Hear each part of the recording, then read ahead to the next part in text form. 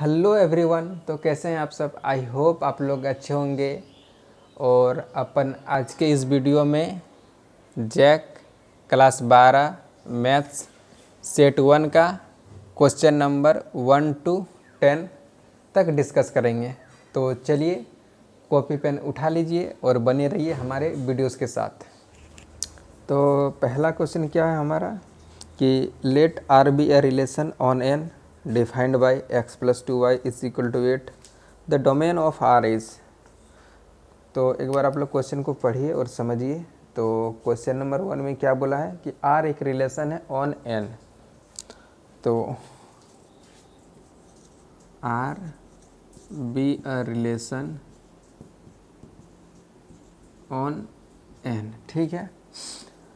तो ये आर जो रिलेशन है तो इसके अंदर में कौन कौन सा ऑर्डर्ड पेयर आ जाएगा, तो उसके लिए एक रिलेशन दिया हुआ है। रिलेशन क्या है कि x plus 2y is equal to 8। Relation क्या है कि x plus 2y is equal to 8, मतलब जो जो ऑर्डर्ड पेयर इस रिलेशन को सेटिस्फाई करेगा वो आर के अंदर आ जाएगा। तो चलिए हम लोग ऑर्डर्ड पेयर को निकालेंगे। तो यहाँ से x का मान हो जाएगा हमारा 8 माइनस 2y। अब y का अलग अलग मान रखेंगे और वहाँ से हम लोग x प्राप्त कर लेंगे। तो चलिए y का मान रखते हैं, y इज इक्वल टू, अब y का मान क्या रखेंगे, तो ये जो r जो रिलेशन है ऑन n मतलब नेचुरल नंबर का सेट पे डिफाइन है। तो नेचुरल नंबर में क्या क्या आता है, 1 2 3 4 5 6 इस तरह का एलिमेंट इस पे आता है। तो चलिए पहले 1 रखते हैं, y का मान 1। तो जैसे y का मान 1 रखेंगे तो हमको x क्या मिल जाएगा, अच्छा यहाँ पे 1 रखेंगे तो ये 2 हो गया, 8 माइनस 2 इज इक्वल टू 6। अब फिर y का मान 2 रखें, जैसे y का मान 2 रखेंगे तो x मिलेगा, यहाँ 2 रखेंगे, 2 गुना 2 4, 8 माइनस 4 इज इक्वल टू 4। अब फिर y का मान 3 रखते हैं तो x हमें क्या मिलेगा, 3 रखेंगे तो ये 6 हो जाएगा, 8 माइनस 6 इज इक्वल टू 2। और जैसे y इज इक्वल टू 4 रखेंगे तो यहाँ पे 4 रखेंगे तो क्या हो जाएगा, 2 गुना 4 8, 8 माइनस 8 इज इक्वल टू 0। तो x का मान 0 मिल गया। बट अब जो एलिमेंट मिला 0 ये नेचुरल नंबर का मेंबर नहीं है, तो लिखेंगे does not belongs to natural number, मतलब ये वाला ऑर्डर्ड पेयर हमारा नहीं चलेगा। अब इसके बाद रखते हैं y इज इक्वल टू 5। तो x हमें क्या मिलेगा, जैसे 5 रखेंगे 2 गुना 5 10, 8 माइनस 10 इज इक्वल टू -2, ये भी मेंबर नहीं है नेचुरल नंबर का। तो इसके बाद आप कुछ भी नंबर रखेंगे 5, मतलब इसके बाद तो हमेशा यहाँ से जो भी x मिलेगा वो नेगेटिव मिलेगा, और नेगेटिव नंबर हमारा नेचुरल नंबर पे आता नहीं है। तो कहने का मतलब इसके आगे हम लोग y का मान रखने नहीं जाएंगे। क्वेश्चन क्या मांगा है, क्वेश्चन मांगा है डोमेन। डोमेन का मतलब क्या हुआ कि इस मतलब ये जो रिलेशन है इसके अंदर में जो भी ऑर्डर्ड पेयर आएगा तो फर्स्ट एलिमेंट का कलेक्शन को हम लोग डोमेन बोलते हैं, या बोल सकते हैं x का मान को डोमेन बोलते हैं। तो x का क्या क्या मान आ गया, 2 4 6, तो हमारा डोमेन हो जाएगा 2 4 6। तो फिलहाल हम r सेट को लिख देते हैं, अदरवाइज यदि डोमेन यहाँ से भी बता सकते हैं 2 4 6। तो चलिए r के अंदर में क्या क्या ऑर्डर्ड पेयर आ जाएगा। ऑर्डर्ड पेयर में पहले x लिखते हैं फिर y लिखते हैं। तो यहाँ से ऑर्डर्ड पेयर क्या बना, 6 1, ना कि 1 6 लिखेंगे। तो 6 1 6 1, यहाँ से मिलेगा 4 2, और यहाँ से मिलेगा 2 3। अब यहाँ से यदि डोमेन निकालेंगे, डोमेन आर का तो क्या मिलेगा, कुछ नहीं, पहला एलिमेंट का कलेक्शन 6 4 2, तो इसमें आ जाएगा 6 4 2। आप इसको ऐसा भी लिख सकते हैं 2 4 6, सेट में ऑर्डर डजंट मैटर। यदि रेंज कहा होता तो रेंज क्या हो जाता, तो रेंज हो जाता बाद वाला एलिमेंट का कलेक्शन को हम लोग रेंज बोलते हैं। तो बाद में क्या क्या है, ऑर्डर्ड पेयर का ये बोल सकते हैं, ऑर्डर्ड पेयर का सेकंड एलिमेंट का कलेक्शन को बोल सकते हैं। तो यहाँ पे सेकंड पे 1 है 2 है 3 है, तो आ जाएगा 1 2 3। ये हमारा डोमेन हो गया, ये हमारा रेंज हो गया। तो हमसे क्वेश्चन क्या मांगा है, डोमेन ऑफ आर इज, तो डोमेन क्या हो गया 2 4 6। अब देखिए कौन सा ऑप्शन में 2 4 6 है, तो ऑप्शन ए। तो इसका सही आंसर क्या होगा, क्वेश्चन नंबर ये 1 था, क्वेश्चन नंबर 1 का सही आंसर हो जाएगा ए। A4 आकृति। तो ठीक है, अब जाते हैं हम लोग नेक्स्ट क्वेश्चन पे। तो क्वेश्चन नंबर 2 क्या है? तो क्वेश्चन नंबर 2 है let L be the set of all lines in a plane and R be the relation in L defined as. तो क्या है? R इज इक्वल टू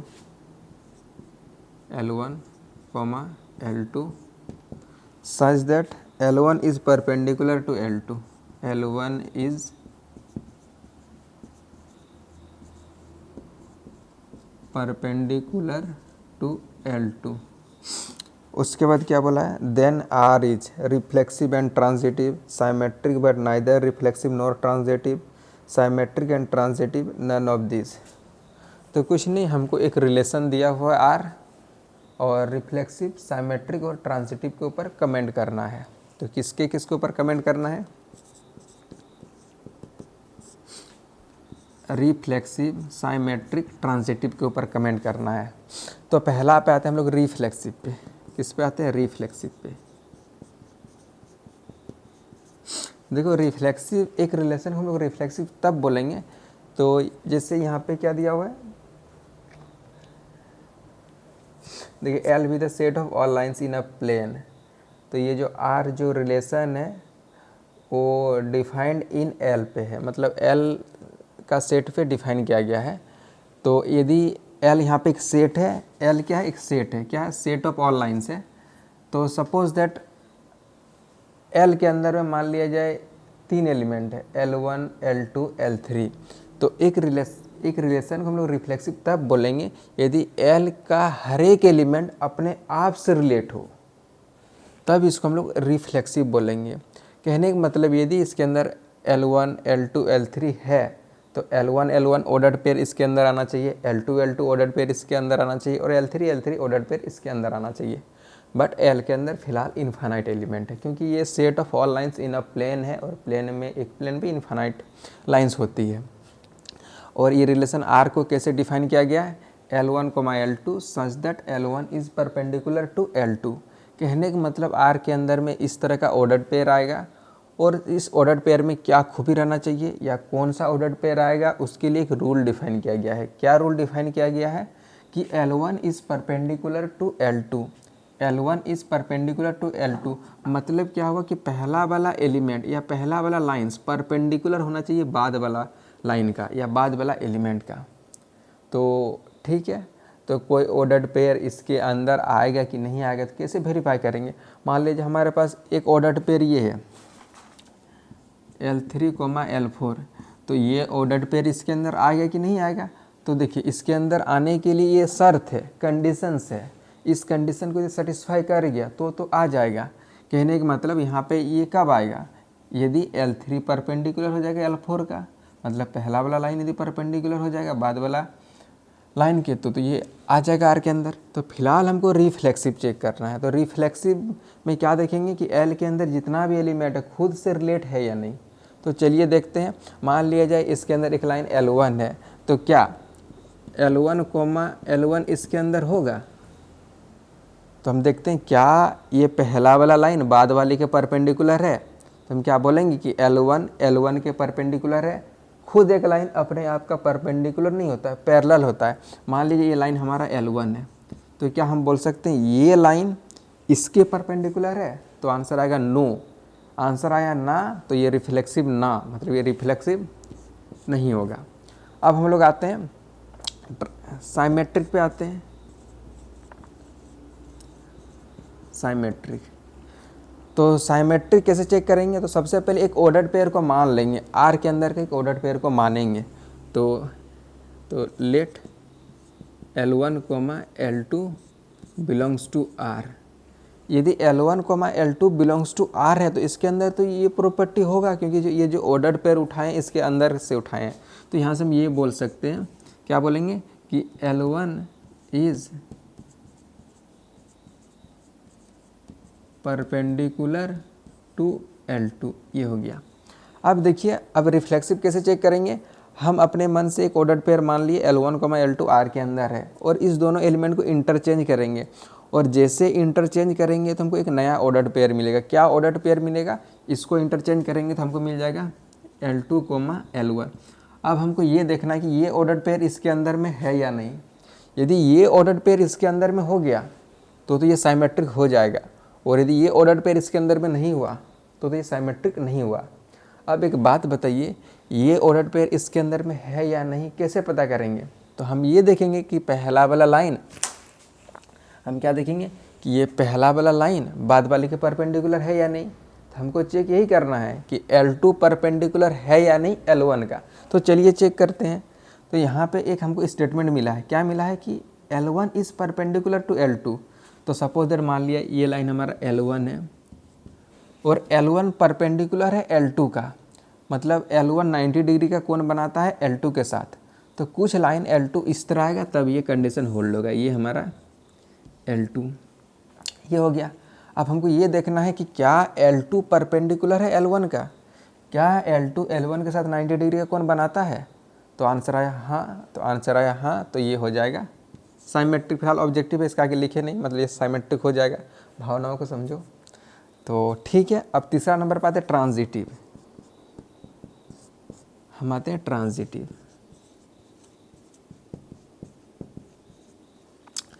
अब ट्रांजिटिव कैसे चेक करेंगे डियर? तो पहले हम लोग दो ऑर्डर्ड पेयर को लेंगे।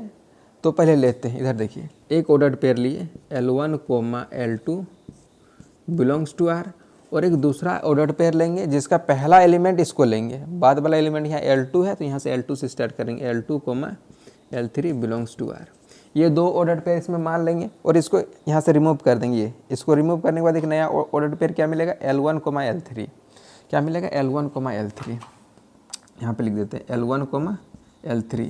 ये ऑर्डर्ड पेयर मिला, और यदि ये ऑर्डर्ड पेयर यदि इसके अंदर में आ गया तो ये ट्रांजिटिव हो जाएगा, और यदि ये ऑर्डर्ड पेयर इसके अंदर में नहीं हुआ तो ये ट्रांजिटिव नहीं होगा। तो चलिए पता करते हैं कि ये ऑर्डर्ड पेयर इसके अंदर में है या नहीं। तो कैसे पता करेंगे कि इसके अंदर में है या नहीं? तो कंडीशन से कि इसके अंदर में कोई भी ऑर्डर्ड पेयर इसके अंदर में तब आएगा जब पहला वाला एलिमेंट परपेंडिकुलर होगा बाद वाले एलिमेंट का। तो हमको चेक क्या करना है कि पहला वाला एलिमेंट परपेंडिकुलर है या नहीं बाद वाले एलिमेंट का। मतलब हमको ये चेक करना है कि L1 परपेंडिकुलर है या नहीं L3 का।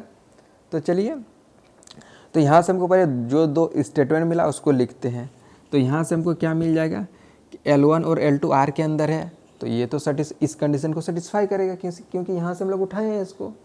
तो यहाँ से हम ये बोल सकते हैं कि L1 is perpendicular to L2, और यहाँ से क्या बोल सकते हैं, ये भी ऑर्डर्ड पेयर इसके अंदर से उठाए हैं तो हम बोलेंगे पहला वाला एलिमेंट या पहला वाला लाइन परपेंडिकुलर होगा बाद वाले लाइंस का। तो पहला वाला लाइन्स L2 है तो बोलेंगे L2 परपेंडिकुलर होगा L3 का। चलो इसका थोड़ा सा छोटा सा डायग्राम बना देते हैं। क्या है? L1 परपेंडिकुलर है L2 का, मान ली यहीं पे दिखाते हैं इसी डायग्राम से।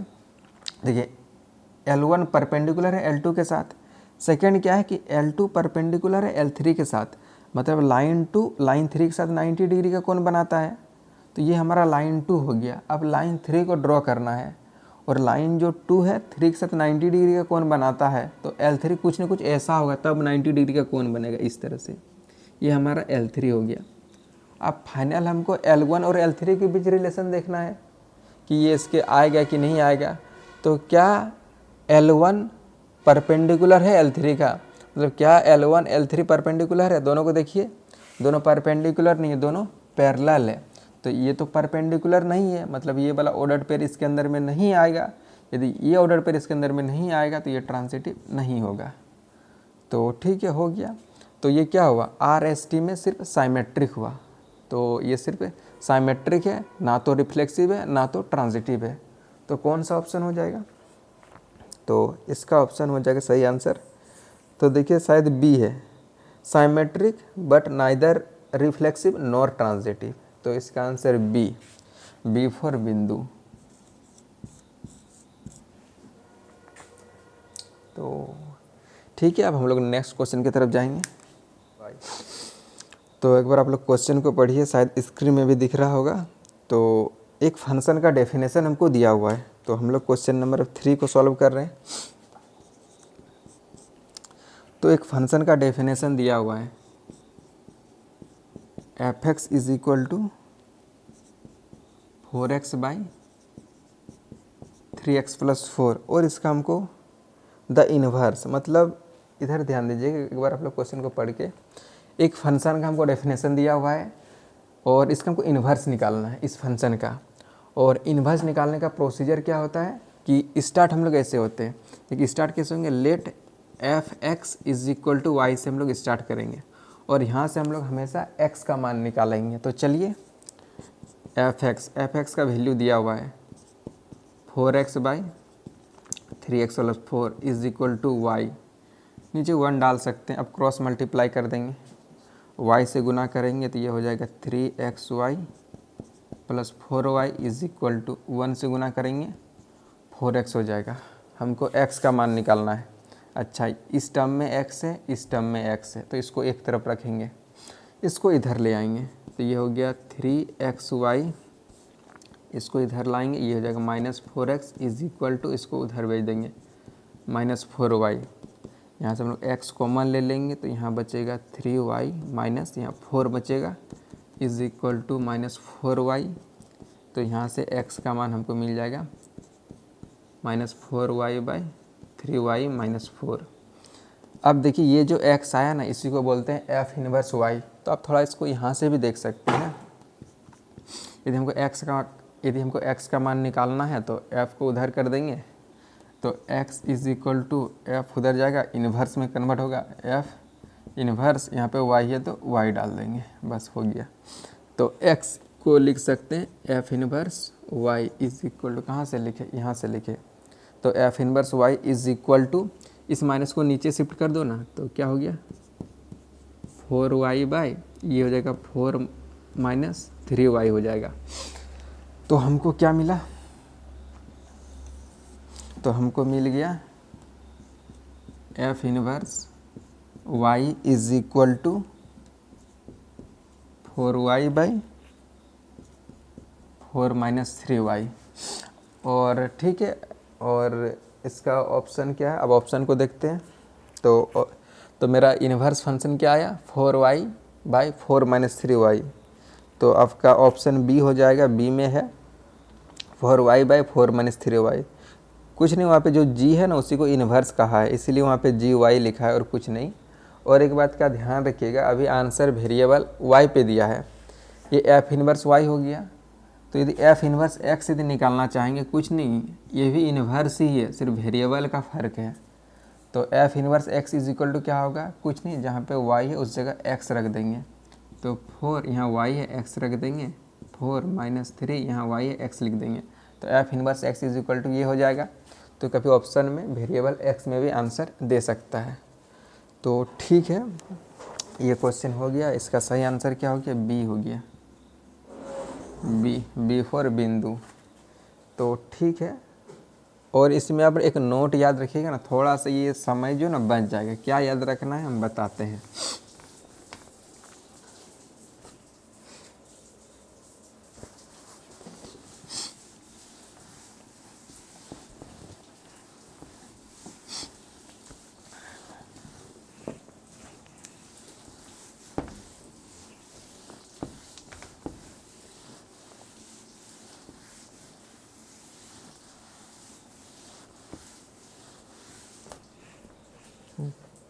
तो नोट ये याद रखिएगा ना, यदि आपके पास फंक्शन कुछ इस तरह का हो, f x is equal to, ऊपर में एक लीनियर एक्सप्रेशन और नीचे में एक लीनियर एक्सप्रेशन, और ये क्या बोलते हैं बोर्ड लेवल पे बहुत देखने को मिलता है। तो मान लिया जाए हमारे पास ऊपर में एक लीनियर एक्सप्रेशन है ए एक्स प्लस बी और नीचे एक लीनियर एक्सप्रेशन है सी एक्स प्लस डी।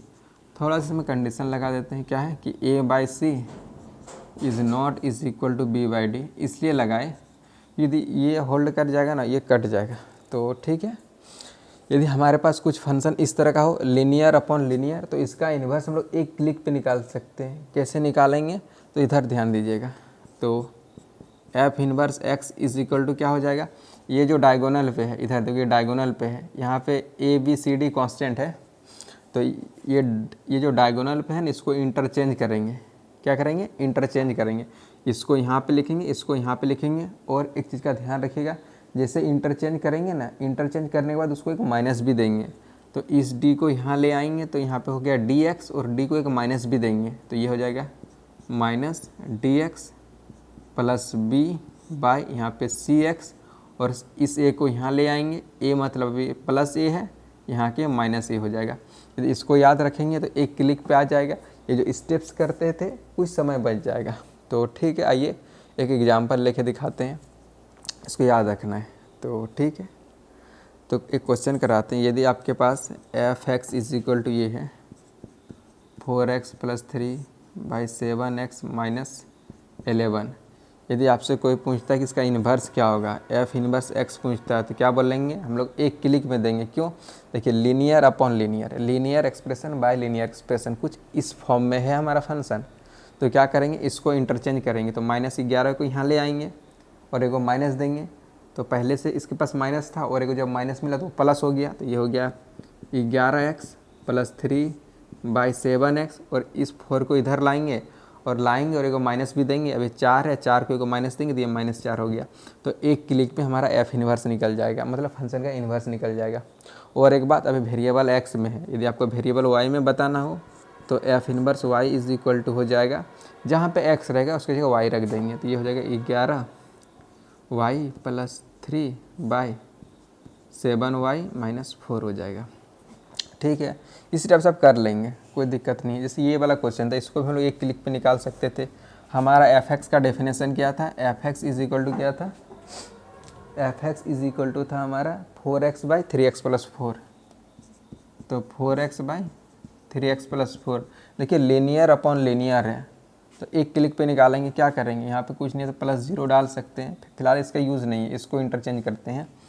तो f inverse x is equal to क्या हो जाएगा? इस 4 को यहाँ लाएंगे, इस 4 को यहाँ लाएंगे, ये 4 यहाँ आएगा और एक माइनस देंगे। तो इस 4 को माइनस देंगे तो ये हो जाएगा -4, तो ये हो जाएगा -4x/+0, नहीं भी लिखेंगे चलेगा। ये 3x, फिर ये 4 नीचे आएगा और उसको भी एक माइनस पड़ेगा, ये हो गया। अब इस माइनस को नीचे शिफ्ट कर दो तो क्या हो जाएगा? F inverse x is equal to 4x/4 - 3x हो गया। यदि आपको वेरिएबल y पे आंसर देना हो तो क्या हो जाएगा? इसलिए f inverse y is equal to 4y/4 - 3y। तो आप एज ए नोट इसको याद रख सकते हैं। तो ठीक है, अब नेक्स्ट क्वेश्चन पे जाते हैं। तो क्वेश्चन नंबर 4 क्या है? Let the function f and g be 1 1 on 2 then g circle f. अच्छा, यहाँ पे दो फंक्शन दिया हुआ है एफ और जी। ये क्या है?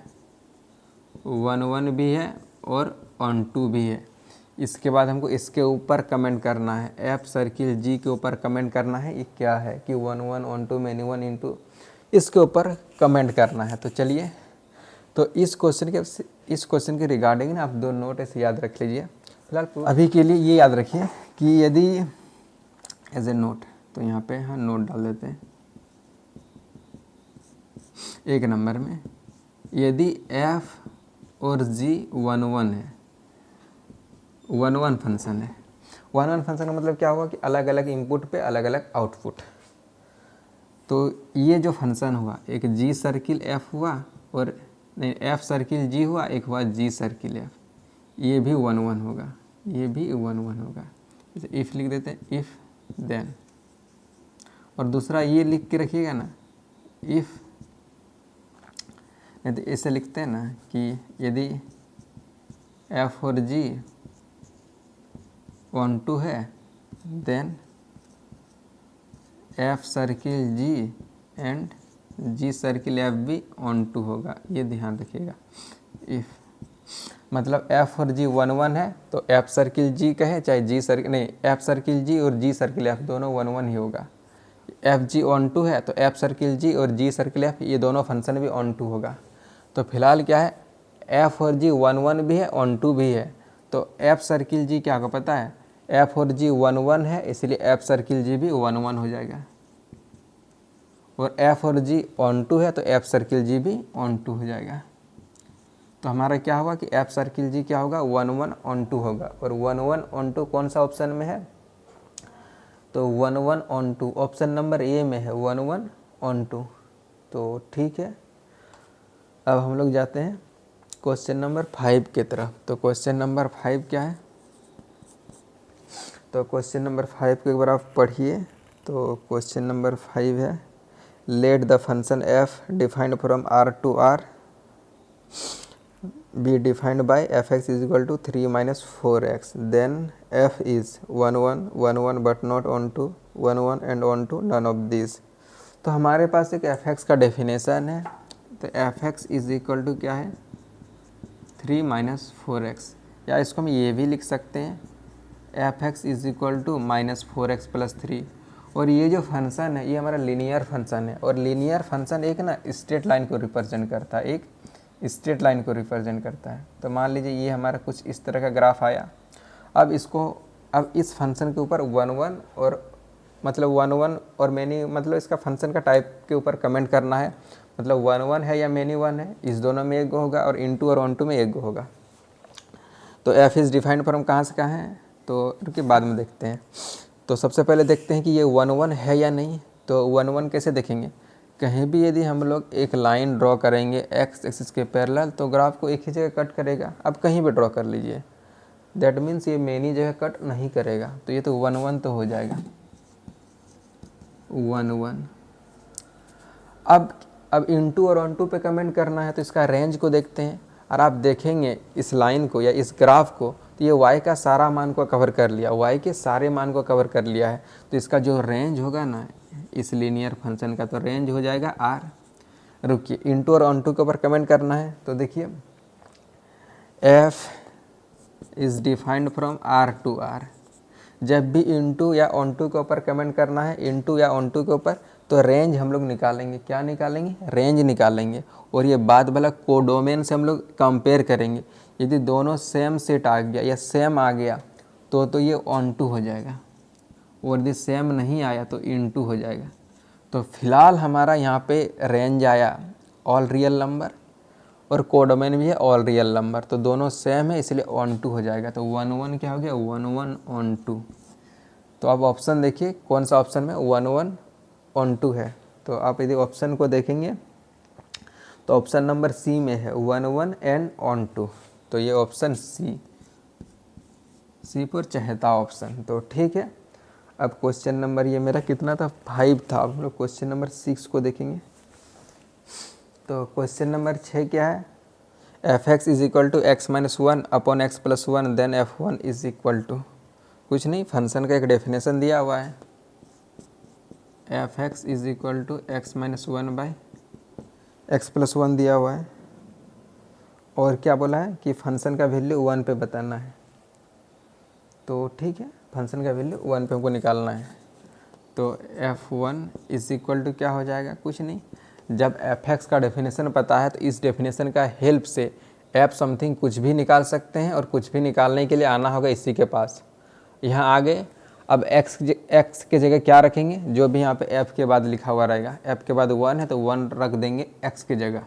यहाँ पे x से 1 रखेंगे, 1 माइनस 1, फिर x से 1 प्लस 1 इज इक्वल टू क्या आ जाएगा 1 माइनस 1, 0/2 इज इक्वल टू 0। अब 0 कौन सा ऑप्शन में है, ऑप्शन सी पे है 0, तो इसका सही आंसर हो जाएगा सी। अब क्वेश्चन नंबर 7 की तरफ जाते हैं। क्वेश्चन नंबर 7 में क्या है, क्वेश्चन नंबर 7 में है कि sine inverse x is equal to y then. तो एक बार क्वेश्चन को देखिए, कुछ नहीं, y का रेंज बोला है, y का रेंज मांगा है, तो y का रेंज क्या होगा। तो देखो क्वेश्चन ने क्या क्या है कि साइन इनवर्स x को y बोला है, उसके बाद y का रेंज मांगा है। अच्छा, y किसके बराबर है, साइन इनवर्स x के बराबर है, या साइन इनवर्स x को y बोला है। और साइन इनवर्स x का जो रेंज होता है या प्रिंसिपल वैल्यू होता है वो होता है -90 टू +90। ये हम इंटरवल्स के फॉर्म में लिख दिए। इसी को हम लोग ऐसे भी लिख सकते हैं, इनइक्वेशन का फॉर्म में बोल सकते हैं, या इनइक्वलिटी का फॉर्म में -90 टू +90। तो ऐसे लिखेंगे -90 टू साइन इनवर्स x लिखिए चाहे y लिखिए, बात बराबर है। फिलहाल हम y लिख देते हैं, -90 टू +90। -90 पे क्लोज है इसलिए यहाँ पे इक्वालिटी लगाएंगे, +90 पे भी क्लोज है इसलिए इक्वालिटी लगाएंगे। अब इस चेहरा को ढूंढेंगे ऑप्शन में, तो -90 लेस देन और equal to y less than और इक्वल टू π/2। तो कौन सा ऑप्शन में है, ऑप्शन देखिए सी पे है, तो इसका आंसर हो जाएगा सी, इसका भी सी, चहेता ऑप्शन। अब हम लोग क्वेश्चन नंबर 8 की तरफ बढ़ते हैं। तो क्वेश्चन नंबर में 8 में क्या है, हमको टेन इनवर्स -1 का वैल्यू बताना है। कुछ नहीं, सबसे पहले इस माइनस का ठिकाना लगाएंगे, ये माइनस सीधा बाहर आ जाएगा। तो -10 इनवर्स 1। एक चीज़ का ध्यान रखिएगा, sine inverse, cosec inverse, tan inverse में सीधा माइनस बाहर आ जाएगा। कॉस इनवर्स, सेक इनवर्स और कॉट इनवर्स में माइनस बाहर होने से पहले को पाई लगाना पड़ता है, तब वो माइनस बाहर होता है। तो ठीक है, ये हो गया -10 इनवर्स, और इस 1 को लिख देंगे हम लोग 10 π/4, और यहाँ से हमको मिल जाएगा -10 इनवर्स 10x। तो यहाँ पे क्या दिखाई पड़ा, x, तो x की जगह π/4 है तो π/4 रख दिए। तो अब हम लोग ऑप्शन में ढूंढेंगे -π/4, और -π/4 कौन सा ऑप्शन में है, ऑप्शन नंबर बी पे है। तो ठीक है,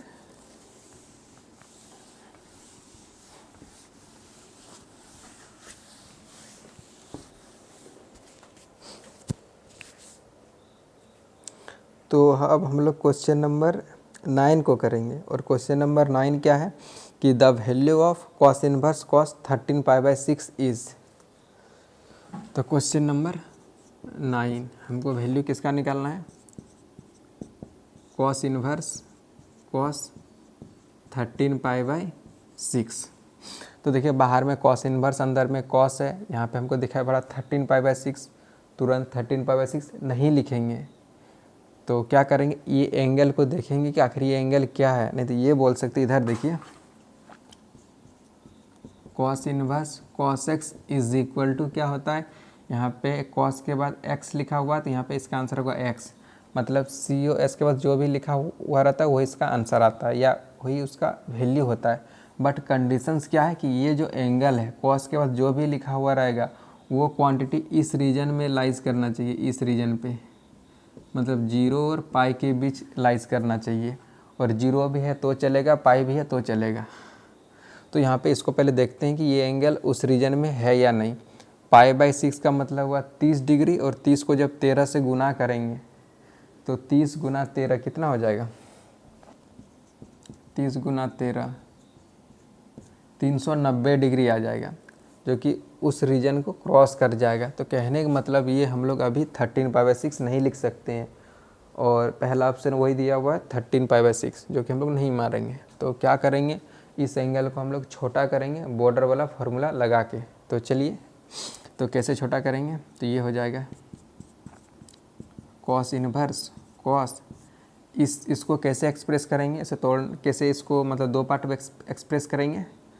तो हम ऐसे सोचेंगे कि अच्छा 13 के आसपास में कौन ऐसा संख्या है जो कि 6 से भाग लगता हो।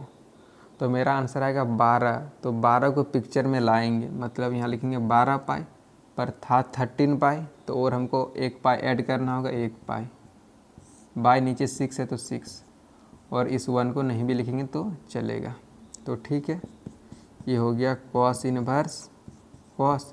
अब 6 को इसको भी अलग दे देंगे, इसको भी अलग दे देंगे, तो 12 पाई को ये वाला 6 दे देंगे, प्लस इस पाई को नीचे वाला 6 डाल देंगे।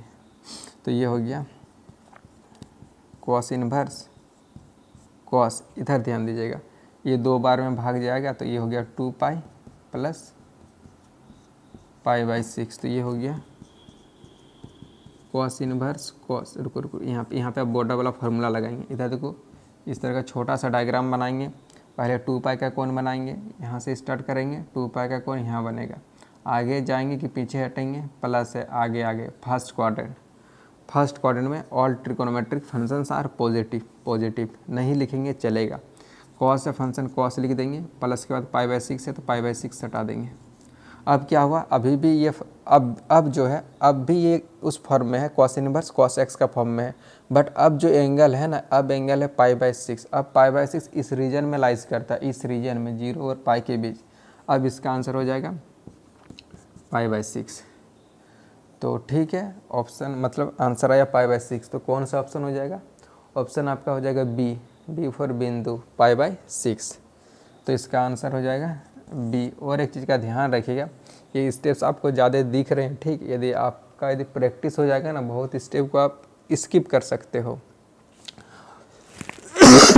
जैसे इस तरह का क्वेश्चन हुआ, जैसे मान लिए जाए कॉस इनवर्स कॉस 41 π/4 दे देगा, तो इसको क्या करेंगे, इधर देखिए ये भी जो एंगल है ना ये भी इस रीजन को क्रॉस कर जाएगा, तो इस एंगल को छोटा करेंगे। कैसे करेंगे, इधर देखिए हम सोचेंगे कि 41 के आसपास में कौन ऐसा संख्या है जो कि उस 4 से भाग लगता हो।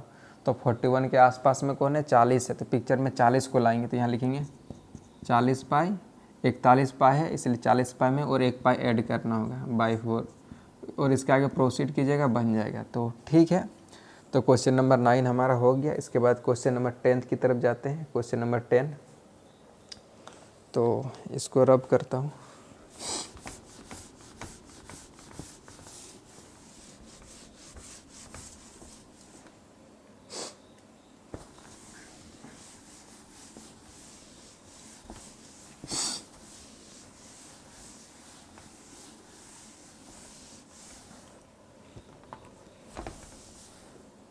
तो क्वेश्चन नंबर 10 क्या है, sine tan inverse x is equal to, question number 10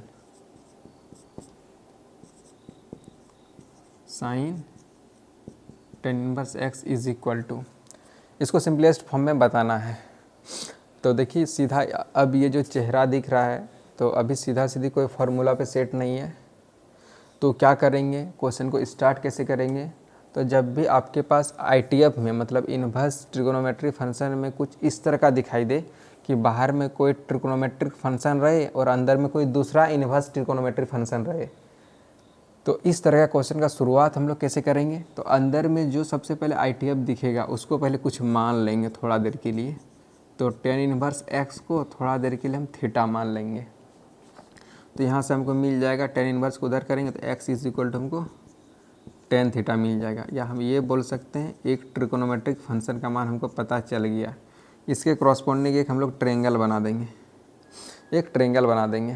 तो ठीक है, ये थीटा के क्रॉसपोंडिंग ये ट्रेंगल है। तो 10 बराबर क्या होता है, आप लोग बचपन में पढ़े होंगे या आपके मैम ने पढ़ाई होगी। तो क्या पढ़ाई थी कि 10 बराबर P by b, P by b. तो P का मान हो गया x, B का मान हो गया 1, और ये पाइथागोरस थ्योरम से हम लोग निकाल लेंगे। क्या होता है, root under P square plus B square, मतलब x स्क्वायर प्लस 1 हो जाएगा, या इसको लिख सकते हो 1 प्लस x स्क्वायर, आप लोग निकाल भी सकते हैं। अब यहाँ तक अब छोड़ देना, अब क्वेश्चन पे जंप करेंगे जिसका मान निकालना है। तो ठीक है, यहीं पे लिखते नीचे में हमको मान इसका निकालना है, क्या है, sine tan inverse x is equal to, यहाँ पे साइन है, साइन लिख देंगे। अच्छा, इसके बाद है टेन इनवर्स एक्स और इसको हम थीटा बोलें, तो ये हो गया थीटा, तो हो गया ये साइन थीटा। और साइन थीटा बराबर क्या होता है, P बाई एच। तो P का मान हो गया x बाई एच का मान हो गया root under 1 plus x square. अब इस चेहरा को ढूंढिए ऑप्शन में।